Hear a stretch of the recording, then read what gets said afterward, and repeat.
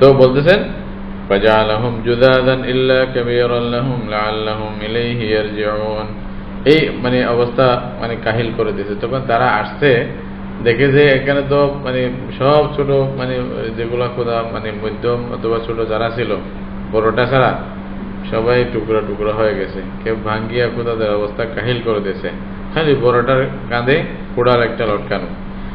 এখন তারা জিজ্ঞাসা করতেছে, তারা নিজেরাও জানে মানে ইব্রাহিম আলাইহিস সালাম এমন অবস্থা করছে যেন এটা জিজ্ঞাসা করলে বুঝে যে তোমরা যেমন বলতেছো তোমাদের মাহবুদ এটাকে তোমরা শক্তিশালী মনে করো, তাহলে বড়টার হয়তো রাগ হয়েছে, উনি ছোটদেরকে ফিটাইয়া শেষ করছে, এটা হইতে পারে। এখন ওরা বলতে আরে বড় হোক ছোট হোক এরা তো পাথর, এটা তো নড়তেই পারে না, নড়াচড়া করতেই পারে না, তাহলে এটা কেমন? তো প্রথমে করছে কি, এদের মানে সন্দেহ ছিল যে ইব্রাহিমই তো দুশ্মন, এদের আমাদের যে খোদার দুশ্মনকে এটা কে করলো? قالوا من فعل هذا بآلهتنا إنه لمن الظالمين। বলতেছে দেখো যে এই যে ব্যক্তি আমাদের মাবুদের এই অবস্থা করছে সে তো বড় জালিম, মানে তাদের ভাষায় আর কি, তাদের এত বড় জালিম মানুষ, একটু রহম নাই দয়া নাই, এতগুলি মাবুদকে এভাবে মারিয়া শেষ করছে।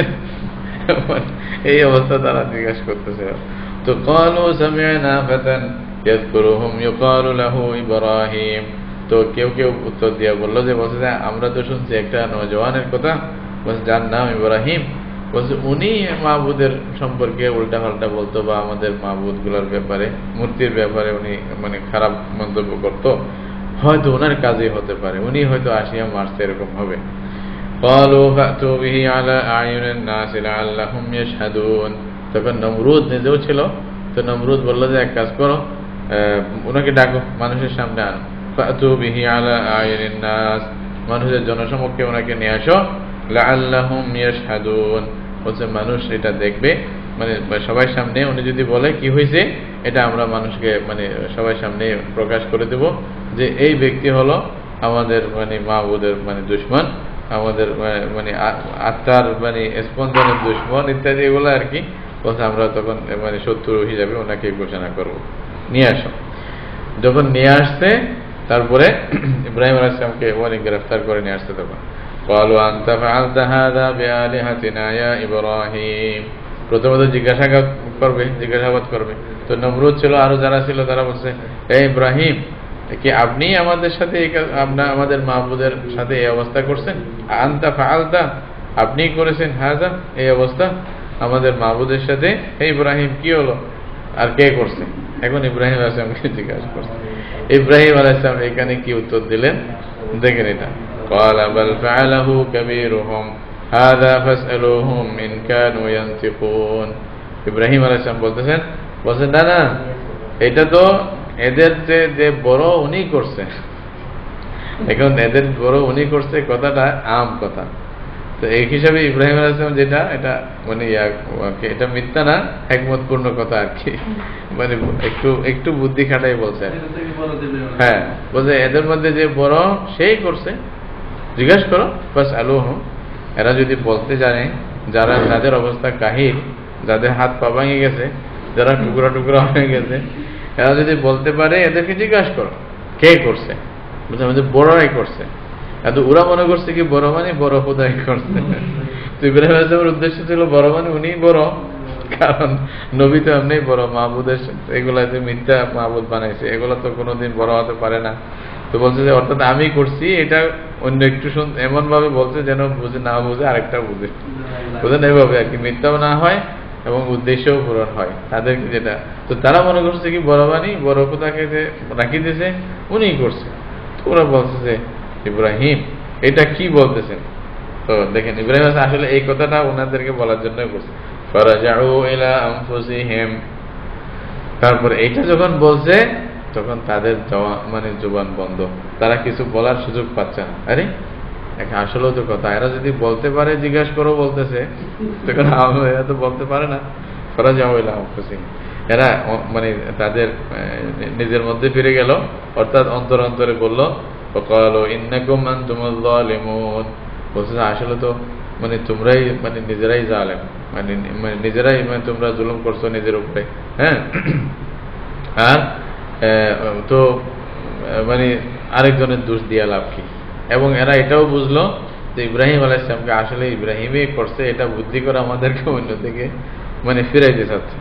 সুম্মা নুকিসু আলা রুসিহিম, তারপরে তারা মানে মাথা নত করে এই কথা মানে শেষ পর্যন্ত বলল, দেখো লাকাদ আলিমতা, ইব্রাহিম তুমিও জানো কি মা হাউলাই ইয়ানতিকুন, এগুলা কথা বলতে জানে না, এগুলা নড়াচড়া করতে পারে না, এই বড় হইলেও তিনিও ঘোড়া উড়াইতে পারবেন না, এটা তোমার জানা আছে, তাহলে তুমি এই কাজ কেন করলা?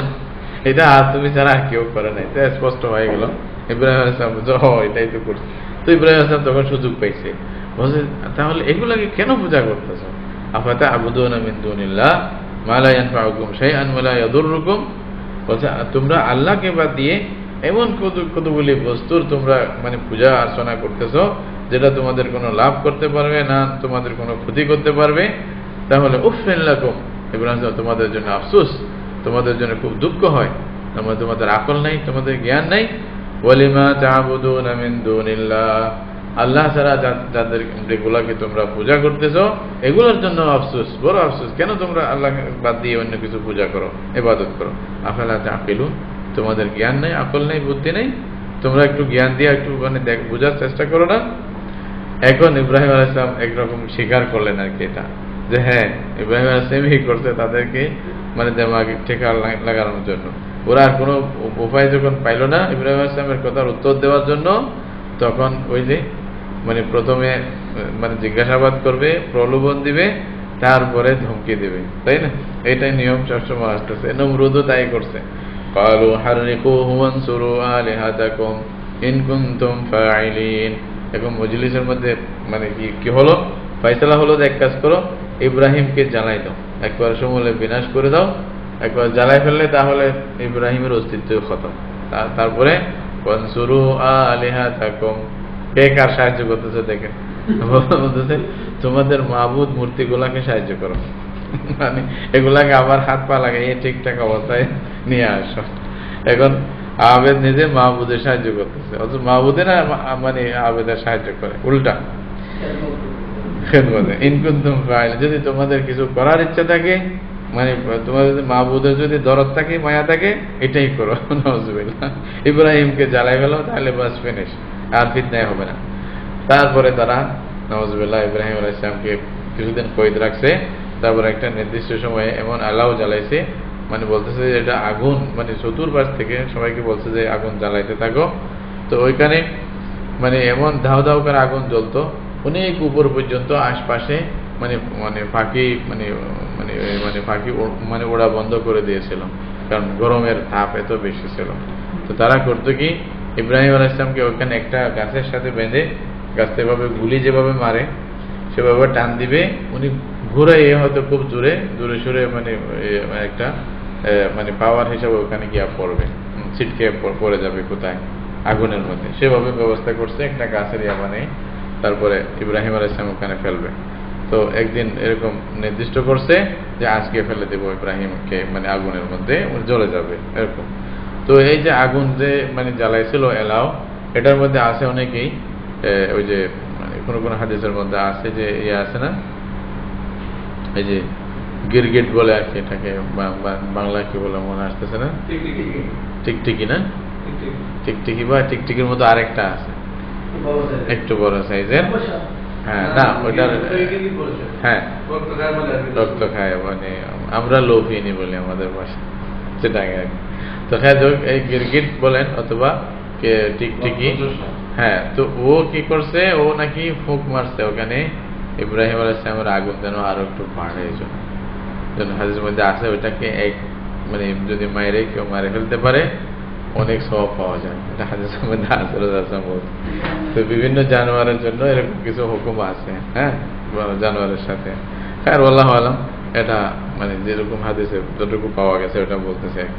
তো এইভাবে যখন ইব্রাহিম আলাইহিস সালামকে মানে আগুনে মানে মানে ফেলে দেওয়ার জন্য গাছের ওরকম ইয়ার মানে সরকার বানাইছে, সরকার মধ্যে মানে বাঁধিয়ে এরকম গাছটা ঘুরাইলেই উপর দিয়ে ঘুরিয়া সোজা ওখানে পড়বে আগুনের মধ্যে, মেইন আগুনের মধ্যে পড়বে, এরকম ছিল। তো ইব্রাহিম আলাইহিস সালামের কাছে এখন ফেরেশতারা সবাই দেখে রয়েছে, মানে আল্লাহ রাব্বুল আলামিন তো আল্লাহ নবী, আল্লাহ জানে কি করবেন, তাই না? ইব্রাহিম তো আল্লাহর খলিল, তো পরীক্ষা আল্লাহ করতেছেন।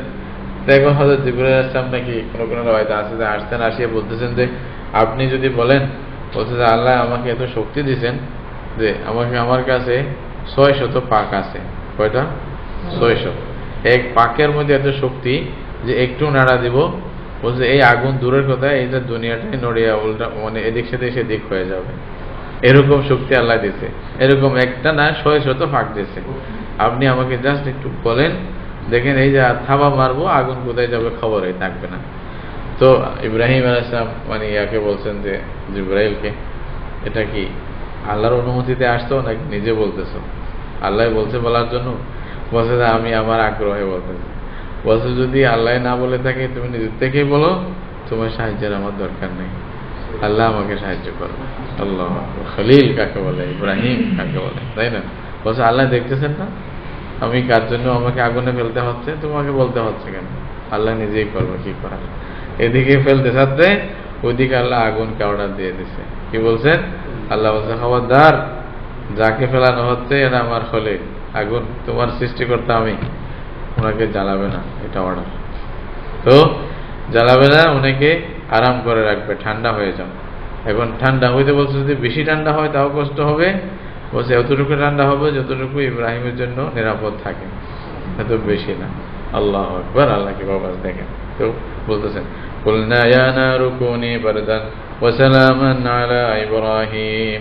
আল্লাহ বলছে আমি বললাম যে হে মানে ইয়া নার, এ আগুন, কুনি বারদান, তুমি ঠান্ডা হয়ে যাও, ওয়া সালামান আলা ইব্রাহিম, ইব্রাহিমের জন্য শান্তির কারণ হয়ে যাও, শান্তির নিড হয়ে যাও।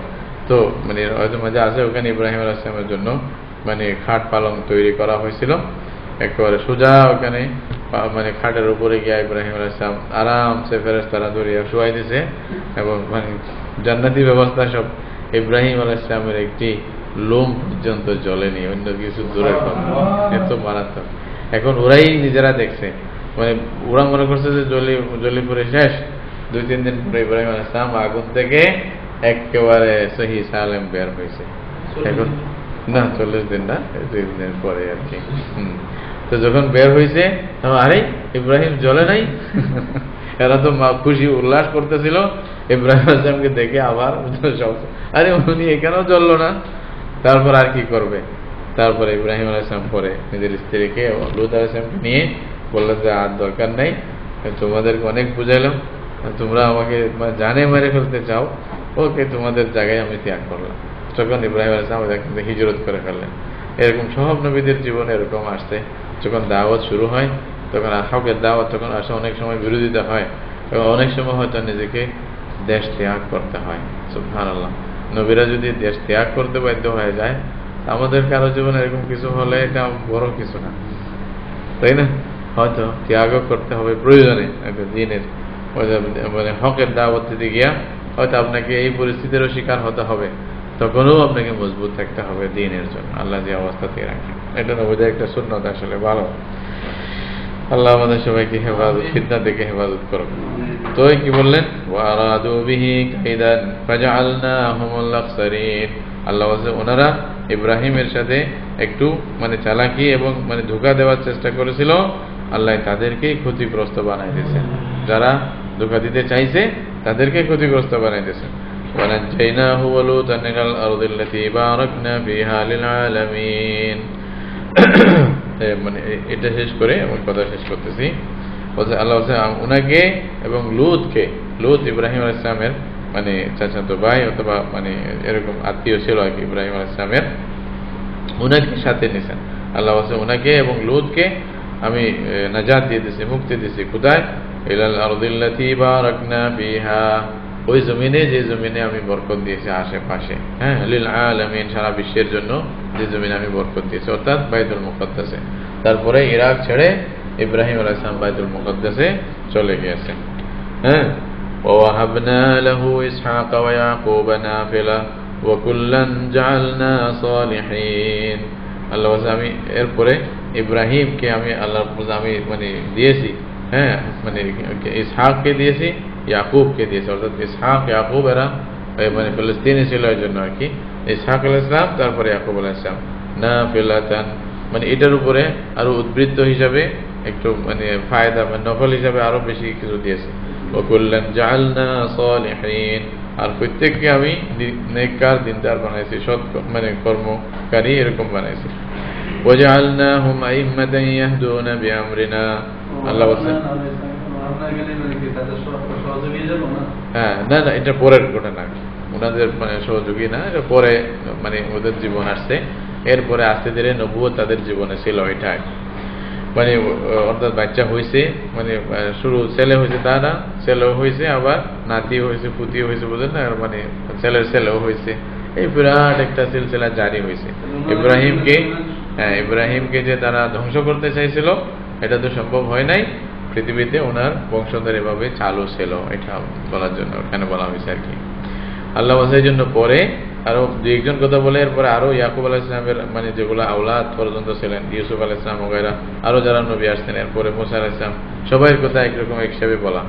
ওয়াজআলনাহুম আইম্মাতান ইয়াহদুনা বিআমরিনা, আল্লাহ আমি সবাইকে ইমাম বানাইছি, ইয়াহদুনা বিআমরিনা, আল্লাহ আমার আদেশেই এরা হেদায়েত দিয়ে থাকে, মানুষকে হেদায়েতের পথে নিয়ে আসে।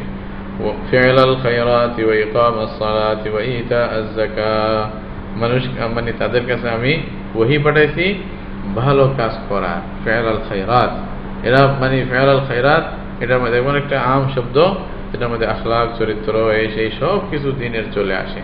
এরপরে আবার খাসভাবে কয়েকটা জিনিস জিকির করতেছেন, ওয়া ইকামাস সালাতি ওয়া ইতাআজ যাকাত, এবং নামাজ প্রতিষ্ঠা করার জন্য আল্লাহ আমি ওহী পাঠাইছি তাদের কাছে, এবং যাকাত দেওয়ার জন্য ওহী পাঠাইছি।